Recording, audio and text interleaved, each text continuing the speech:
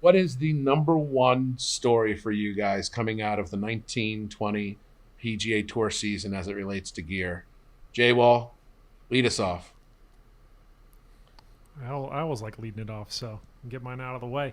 I think as we discussed off air, it's kind of one of those situations where there weren't a ton of storylines this year pertaining to gear. At least not notable ones that lasted for, you know, 2, 3, 4 weeks and then on into the coming months. So for me, it's something that I actually saw back in, I guess in February when I was at Riviera.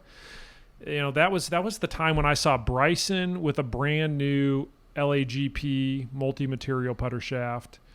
KBS was testing a new putter shaft with a significantly tapered tip.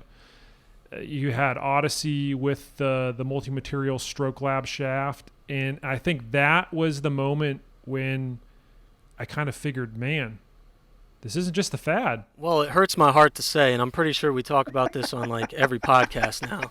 But it's the reemergence of hybrids out on tour.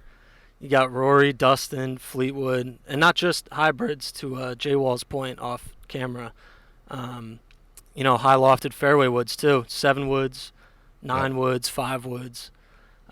It's all these clubs that for the last like 10 years I've tried to keep out of my bag.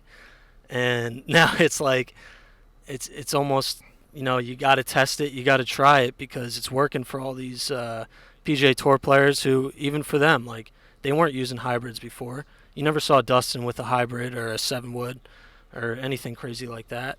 And now I'm out here this week on the LPGA Tour asking these ladies about hybrids, and they're basically calling male amateur golfers idiots if they're playing any more than a 5 iron. I love it. I'll kind of share my thought as far as my takeaway from PGA Tour season 2019, 2020. And that is the dominance of Team TaylorMade. It sure seems to me like we've got TaylorMade up on that leaderboard every week.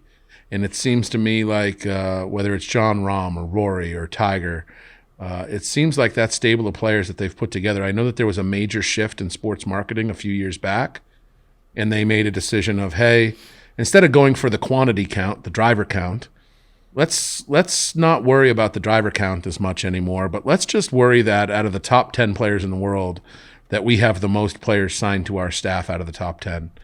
And I think what you see now is, you got DJ winning over the weekend.